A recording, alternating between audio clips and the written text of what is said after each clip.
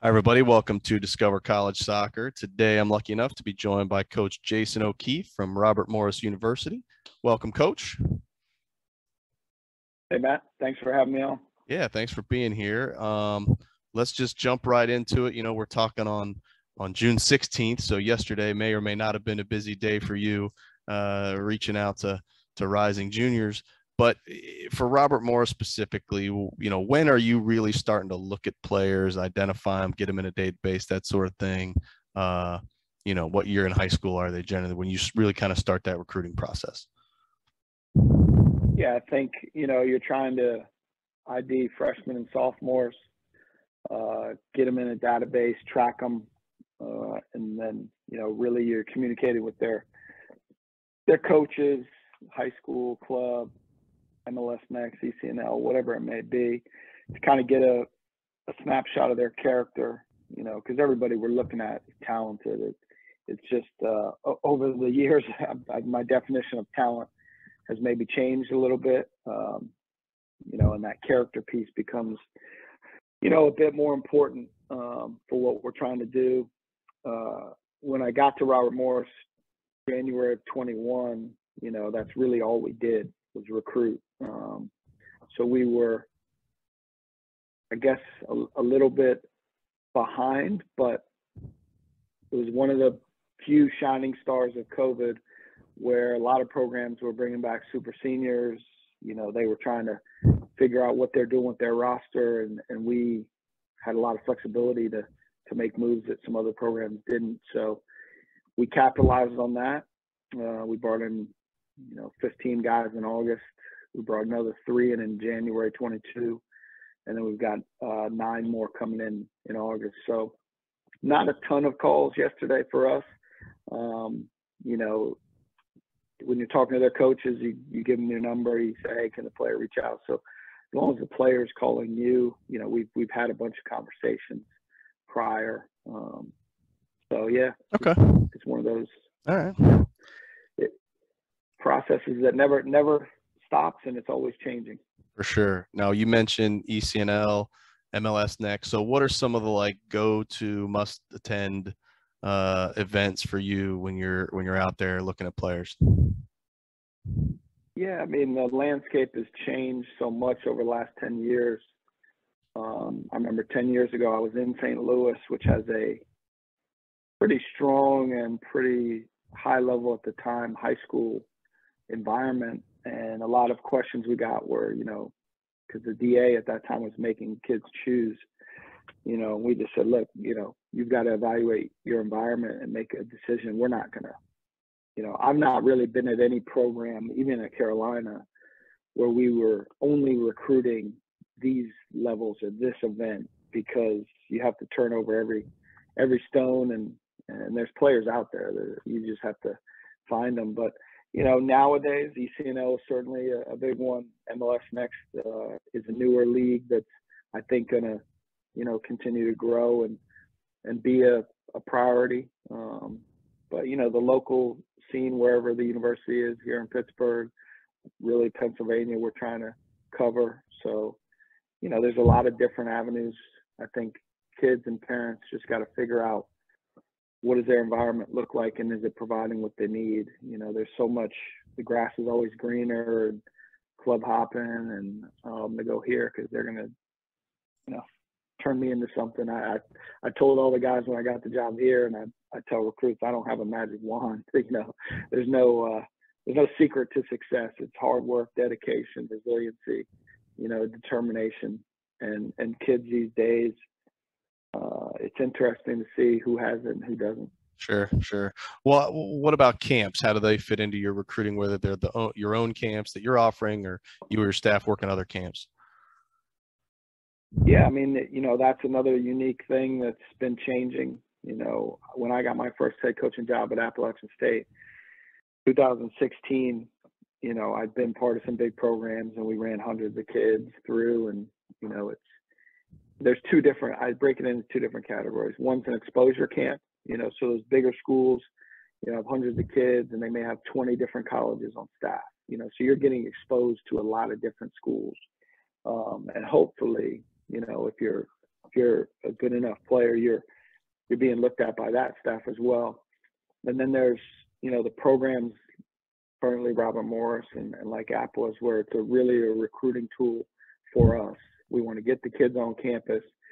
You know, our staff is going to work and run all the sessions and coach the games because, you know, we want to get to know these kids. We want to see if they're picking up what we're putting down. And we can only do that when we're training them ourselves. You know, you can go to events and see a game and you can pick out the most talented or some guys that have potential. You know, we're looking at different things also when we go recruiting, you know, how they're interacting with their teammates, their coach, the ref. You know, do they warm up properly, cool down properly? You know, and you can see those things real close up in a camp environment. So our camps are not massive, and we will try and bring in some local schools from different levels because I think, again, we want to have some exposure to the camp, but we don't want to take away from us getting hands-on with the players, giving them an experience because they may leave the camp and say, I can't play for that guy or those guys, you know, because you know, we're going to push our guys pretty hard and challenge them and try and prepare them for the rest of their life. You know, that's our number one goal. So Okay. those are kind of how I would break down the camp scene into two categories. And they're Sure.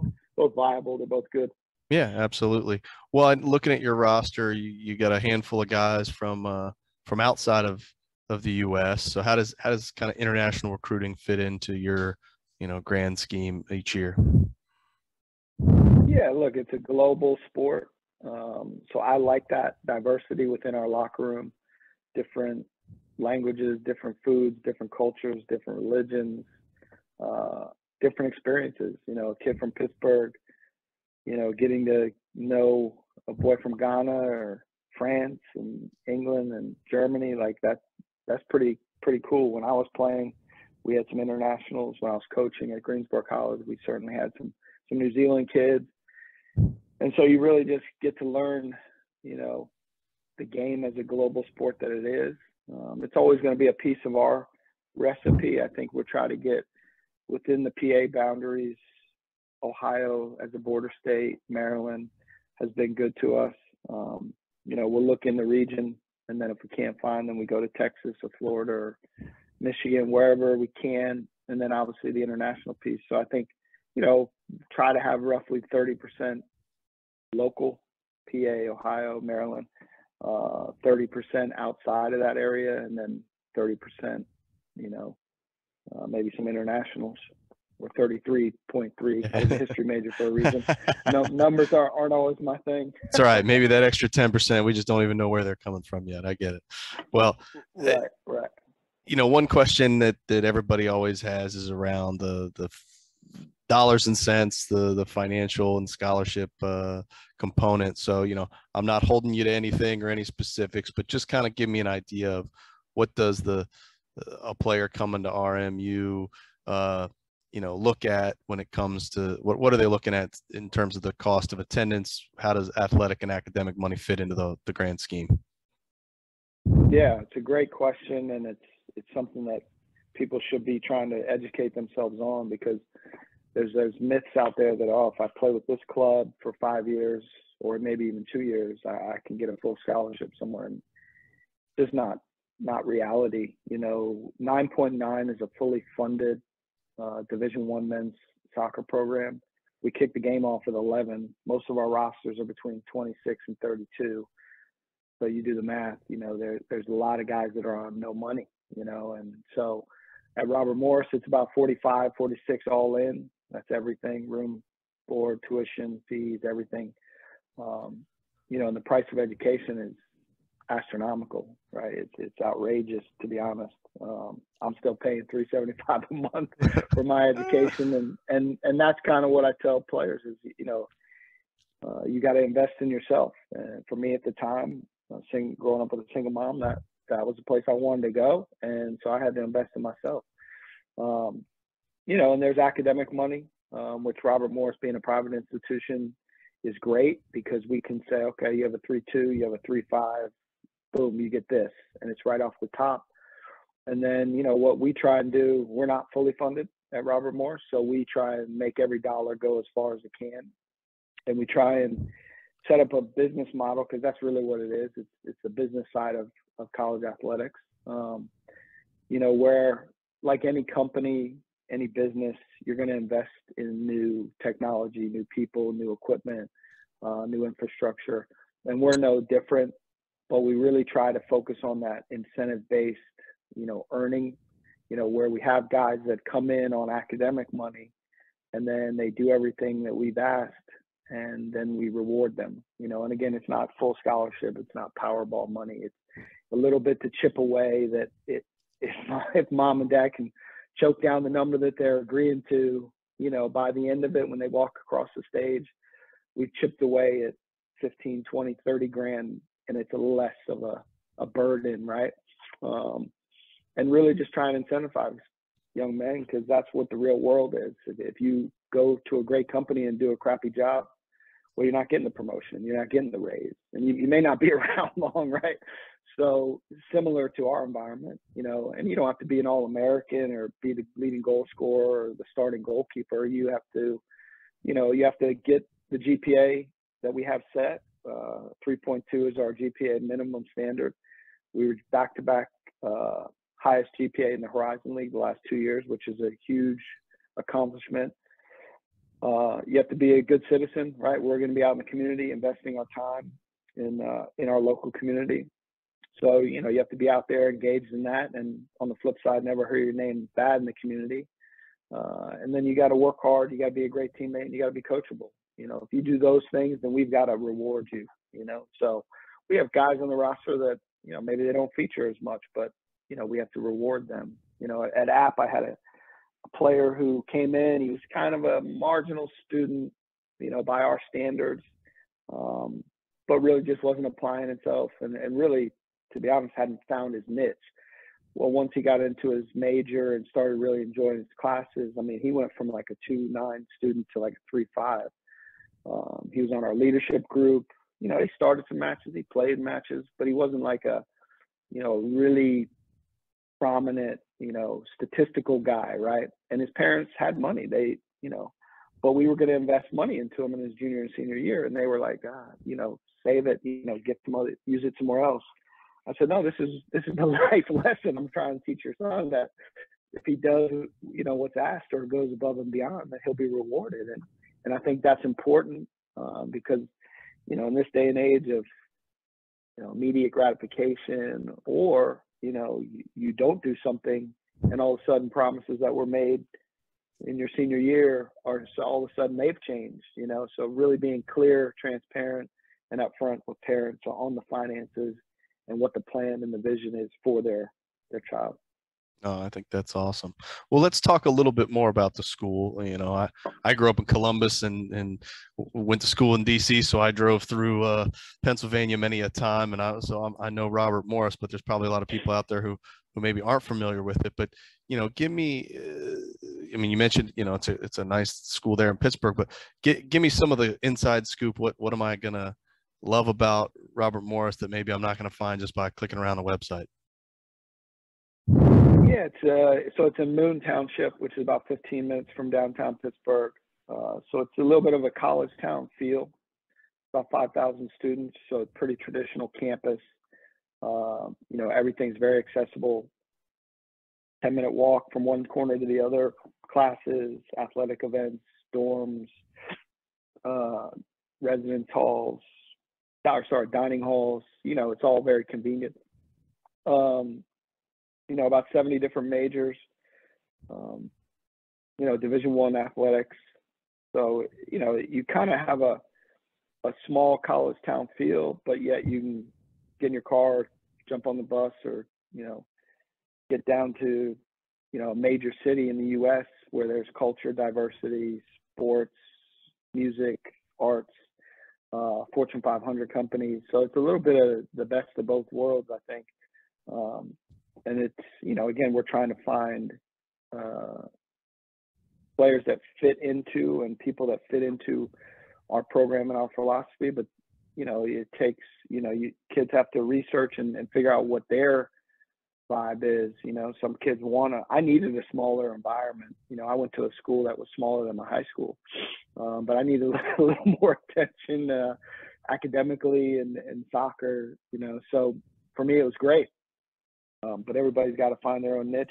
You know, I think Pittsburgh is a really blue collar, sports enthusiastic, hardworking city, and the people of it are great, and they really get behind you and support you. So it's been awesome. That's great. Well, you know, you mentioned the team GPA and that kind of thing. Obviously, academics is a big component. So, you know, how does a student athlete on your team kind of balance the requirements of both the academic side and the athletic side, and what kind of support systems does the school offer to help them be able to do that? Yeah, I mean, it's a big commitment. You know, it's a full-time job, really. But as I was taught at an early age, if you find something you love, you don't work a day in your life. You know, if you love soccer and you love competing and getting better and trying to win, you know, it's not a burden. You know, I think some athletes, they reach a burnout stage and then it becomes more of a job, right? I think I have a profession. I think I have something I love doing. So, you know, I don't, you know, track the hours, but I know I put a lot in, and our guys do as well. You know, we try to give a balance, but you know, it's one of those things where I think some colleges are harder to get into these days, maybe pre-COVID, than they are to stay and be successful, because there is just so much support.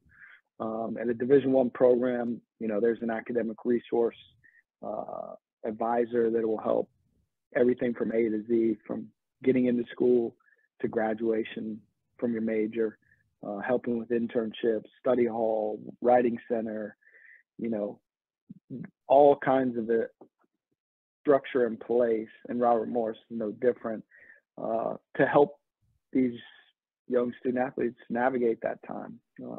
But it is, you know, you've got to prioritize, and we always talk about it, you know, faith, family, academic, soccer, social. You know, you keep those things in line, you can do it. I mean, there's hundreds of thousands of young men and young women that compete at a high level at a university and get great grades. You know, it's part of that discipline that you're trying to build in them, so that when they get into the real world, they can, you know, they just don't, they're unflappable. They're going up against kids that just went to school and were pretty smart, and sometimes they studied, sometimes they didn't. Maybe they went to class, maybe they didn't, but they got through it with good grades. So then when they're in the real world and they're encountering some challenges, people around are like, whoa, man, Jason, this guy's got a Superman cape, like nothing phases him. Because they've already dealt with failure, they've already dealt with adversity, they've already dealt with, you know, the stressors of those things, and it's just normal for them. Yeah, for sure. Well, just real quick, just kind of give me an idea of what a day in the life is going to be for somebody during the season. Just, you know, when do you train? When are classes? When it kind of, what does everything look like in a normal week? Yeah, it really varies from school to school, program to program. You know, my preference is to train in the mornings. So we train 9:30 to 11:30. So they can take an 8 a.m. class if they choose or they need to fit it in their schedule. And then really they have the rest of the day to be a regular student. You know, you go to class, you do your study hall, take a nap, you play video games, you hang out, whatever. And it really, you know, I don't know many players that would sleep through practice, but I maybe know some players that might sleep through a class. So to get them up, get them going, get the blood flow, you know, I think it helps their academic enhancement as well. You know, but like this upcoming semester, based on class schedules, majors, you know, we're going to train at 1:30 to 3:30 and 2:30 to 4:30. So you got to kind of, you know, be a little bit flexible, while still trying to, you know, keep the philosophical reasons in place. But it'll vary. But in our environment, so they'll, you know, either come to training or they'll do a couple of classes, come to training, you know, do some study hall. You know, we may be traveling if it's a fall. So maybe they're doing those things, or they're missing class and then they're getting a travel letter to their professors the first week of class that these are some potential dates they may miss. They try and get any work that they're doing on the day they're going to miss, and then they do it on the bus or the hotel. And then that way, when they get back to class the next session, they're not playing catch up. You know, they're kind of just keeping it ticking over. And it's really that discipline, that time management that I spoke of earlier that's really important. And then, yeah, it's like trying to have some time to, you know, be a regular student and experience some of what college has to offer. Yeah, great. Well, let's talk a little bit more about the soccer side of things and the team, so to speak. So, you talked about the roster size, but what about your staff size? You know, what does your staff look like? What roles do each of those folks play year to year? Yeah, the staff, we have one full-time assistant. So Matty Evans, he's actually my associate head coach. He was with me at Appalachian State and came here when that program was cut. And then had a bunch of people reach out for that position. So took some calls from some people that I knew, and, you know, they say, hey, this guy's applied, and let them know, hey, I'm going to bring my guy with me. But, you know, I'll speak to them that, you know, they were young, they were passionate, they wanted to get into college coaching like I did one day, and I had a full-time teaching job, but, you know, somebody convinced me to quit and jump into this, and everybody thought I was crazy. And so that's what I was looking for, somebody that really wanted to do this, because it's not for everybody. The hours, the time, demands, they don't equate the pay most often, and certainly not when you're starting out. So, you know, got in touch with a guy named Dan Yates, who was in the area working for Hotspur's Youth Academy and doing some stuff with their MPSL team. Had some conversations and just said, look, I don't know if it'll work until we get together and start working. And, you know, we got here in January. By like February, he was up and running, putting 40 hours a week in. And he was like, yeah, this is what I'm doing. And I was like, great. You're welcome to be here as long as you keep doing this. And then the next year, I had a guy who I played against, who was at Bethany, and he had a young man wrapping up his master's, helping him coach, that had played there. And similar, his wife was already in Pittsburgh and was looking to get more full-time back in the area. And same conversation, he came in, hit the ground running. His name's Jay O'Donnell. He works for Hotspurs as well. So it's the four of us, you know, and it's been a great dynamic. They've, you know, can't express how important those three guys are to everything that we're doing, and hopefully everything the program's going to achieve, because, you know, they're just tireless workers. They're passionate about helping these young men navigate their time and helping us, you know, hopefully have some success on the field. That's great. Well, how would you describe, you know, kind of your style of coaching and the team style of play? You know, I'm not forcing you into telling me that you're a 4-4-2 or any of that kind of stuff. Just give me the general stuff, because I'm guessing it changes a lot based on who you're playing and what players you have, et cetera, et cetera. Sure. Yeah, I mean, I think, you know, I'm very passionate, so I'm going to be involved, right? I think we like to play a proactive, you know, up-tempo, pressing, organized, disciplined style. You know, we're having just, you know, been here about 18 months, 16 months. You know, the style of play is evolving. You know, this spring we really, you know, with all the new players, kind of got into a good rhythm.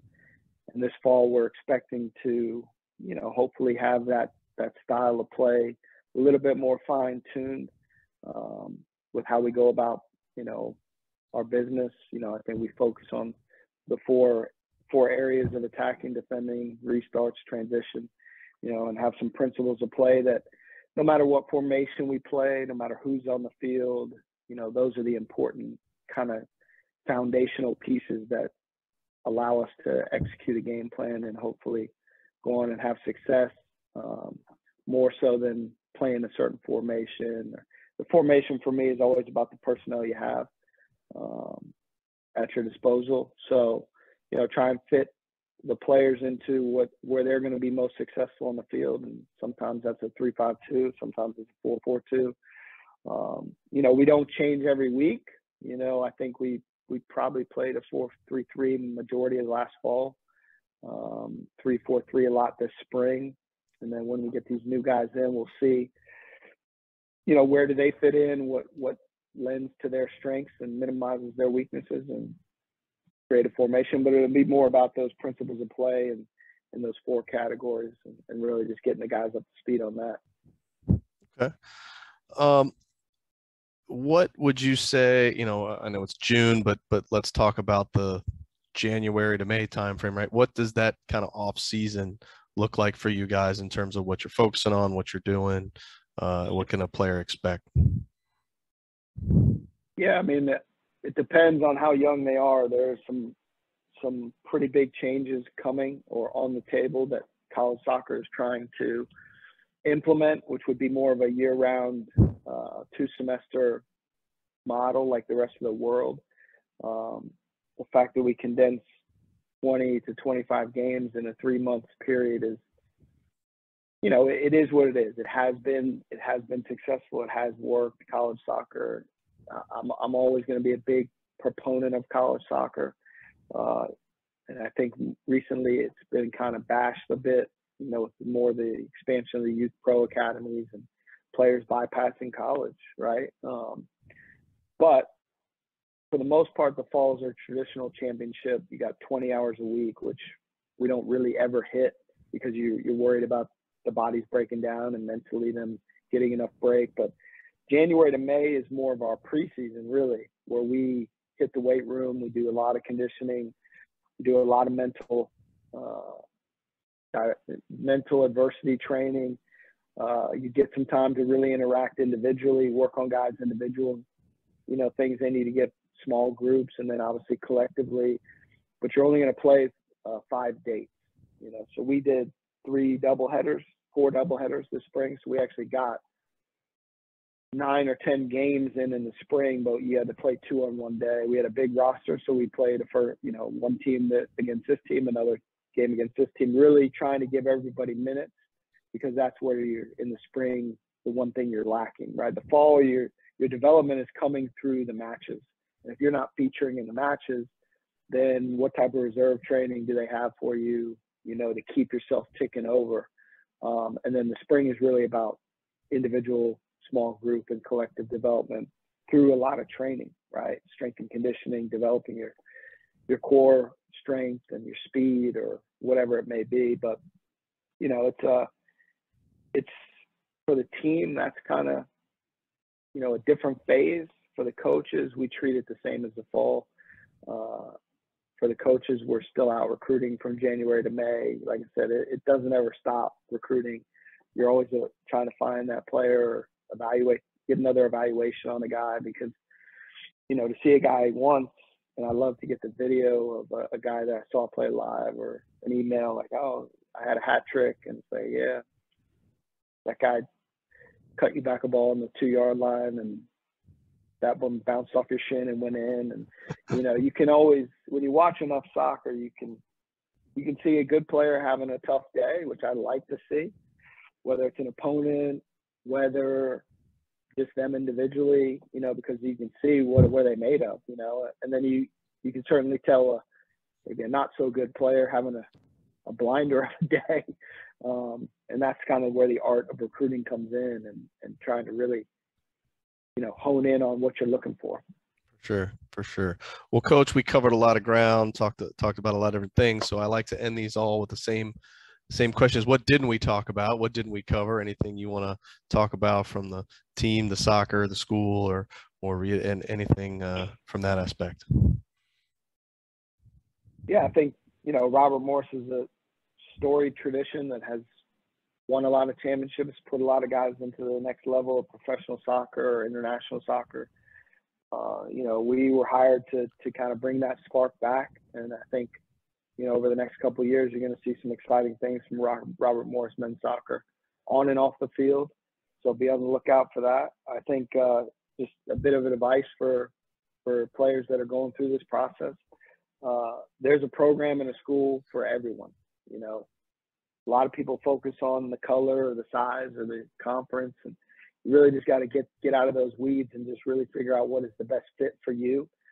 Because if you find the best fit, then you'll be comfortable and you'll be able to go and perform and achieve all your goals and have a great time doing it.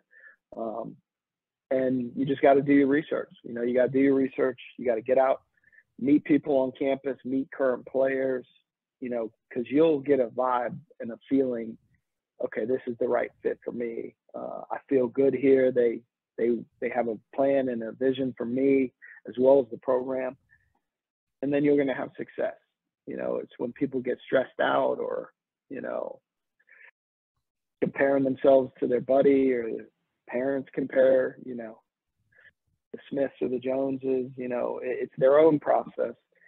Take it as it goes, embrace it all, and enjoy it, because it should be a recognition of their hard work and dedication and achievement that they're even being recruited to play in college, because it is a small percentage of players that go on in any sport to any level of college, you know. So it is certainly not easy, but enjoy it.